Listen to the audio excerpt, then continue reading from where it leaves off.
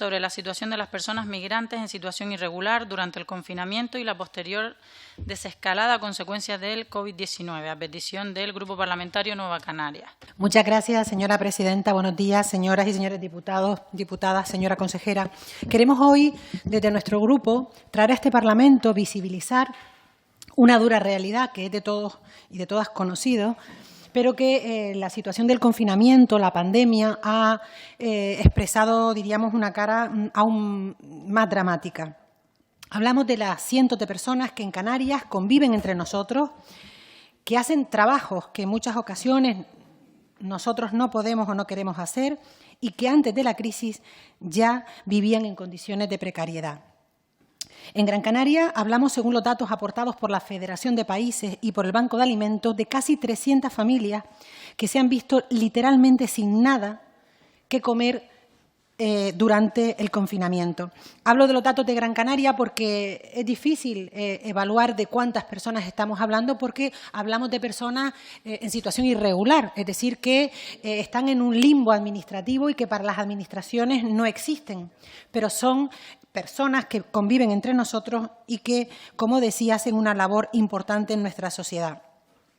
Decía que el confinamiento y su situación de limbo legal los deja fuera de cualquier apoyo o ayuda social, más allá del voluntariado, más allá del apoyo que las diferentes ONG han prestado y siguen prestando.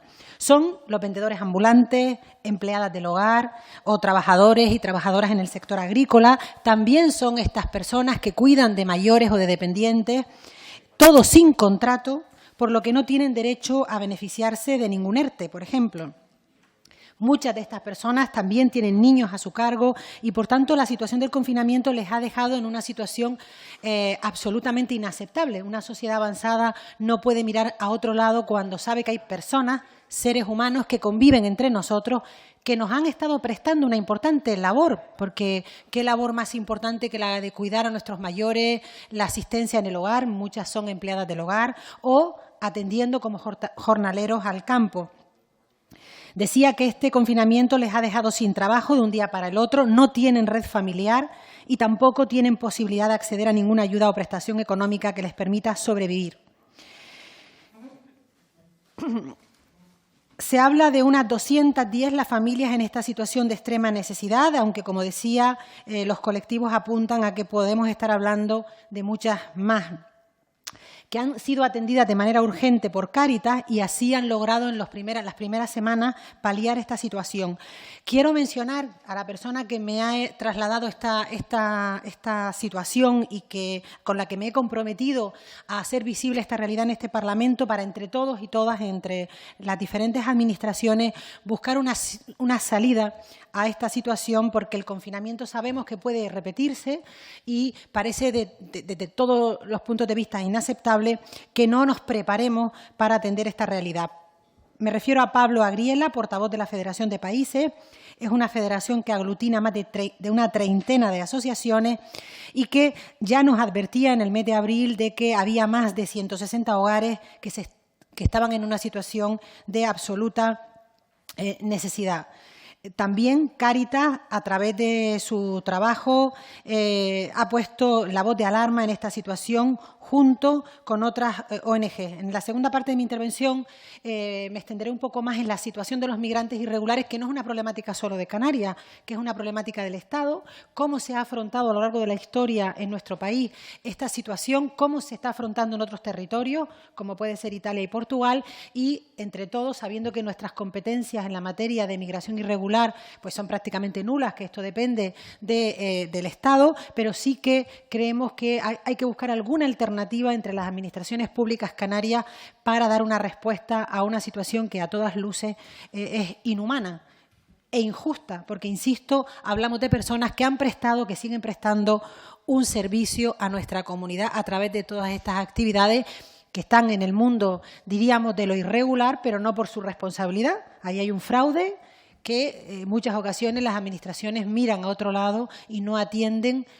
para evitarlo. Gracias. Gracias, señora presidenta. Bueno, yo quiero agradecer a los diputados que han centrado el tema, no porque la migración sea un problema menor, sino porque ya tenemos otros espacios donde hablamos del fenómeno migratorio como un fenómeno complejo, como un fenómeno que además no depende la solución de Canarias, ni siquiera solo del Estado, sino que incluso hay política migratoria que depende de la Unión Europea. Pero hoy queríamos visibilizar una situación dramática y no buscando responsabilidades ni competencias legales, sino yo diferencio la incumbencia de la competencia. La competencia legal, es decir, la obligación legal de atender una realidad es una cosa, y la incumbencia, es decir, el compromiso que como sociedad canaria tenemos con una situación que es dramática y con una población que convive entre nosotros. No hablamos de los migrantes que vienen en pateras, ni de la situación que hay en los centros de internamiento, que efectivamente es muy complicada y que, como digo, trasciende nuestra capacidad de resolver, y necesitamos al Estado ahí totalmente comprometido. Hablamos de esas 300 familias, que efectivamente son miles de personas, porque cada unidad familiar hay niños.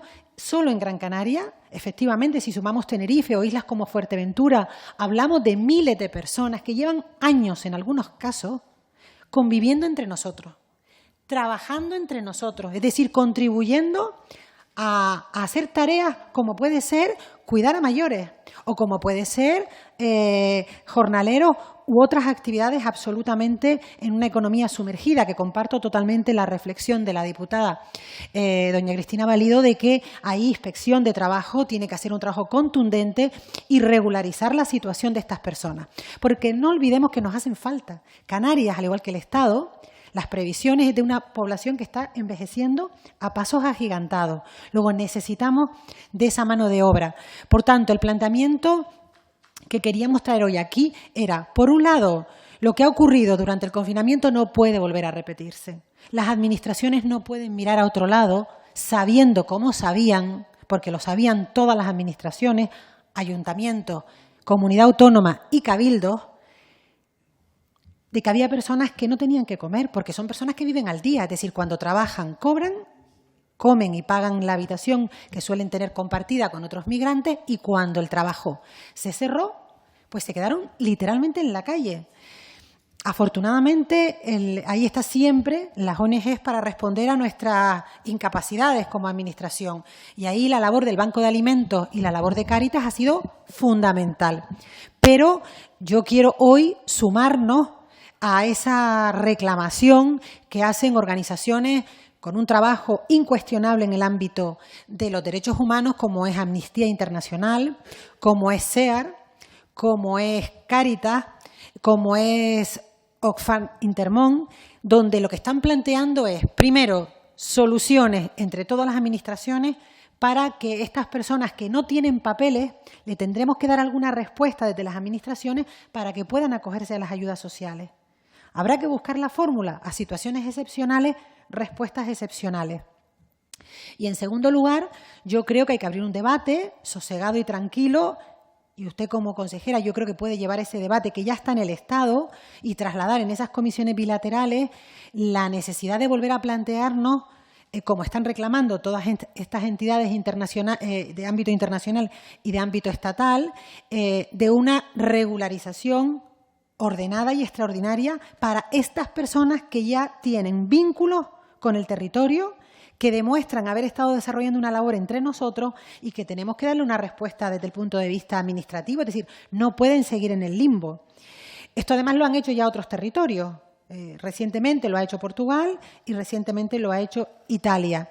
Yo creo que al menos tenemos que estudiar esta situación. Sé que no es competencia canaria, pero lo que le propongo, señora consejera, para ir acabando es, por un lado, buscar entre todas las administraciones canarias. Ahí yo creo que la comunidad autónoma puede liderar ese diálogo con cabildos y ayuntamientos para dar una respuesta ágil, porque efectivamente hay municipios que han dado una respuesta a esta realidad, pero hay otros que no. Precisamente, y no voy a nombrar a ninguno para que nadie se ofenda, pero es la realidad. Precisamente porque no tenían papeles, pero lo que está claro es que es una situación inhumana ser consciente de que hay familias con niños que no tienen para comer y no ser capaces de darle una respuesta. Por tanto, yo creo que es un debate que hay que abrir entre todas las administraciones para buscar soluciones a corto plazo con esta realidad y buscar fórmulas legales para darle ayudas sociales a estas personas que trabajan entre nosotros. Lo quiero demarcar muy claro porque no estamos hablando de todo el fenómeno migratorio, que es muy complejo. Hablamos de gente que trabaja entre nosotros. Además, muchos de ellos ni siquiera son africanos, población africana, sino son población latinoamericana. Lo digo porque siempre pensamos en la población que viene y no estamos hablando de esta realidad.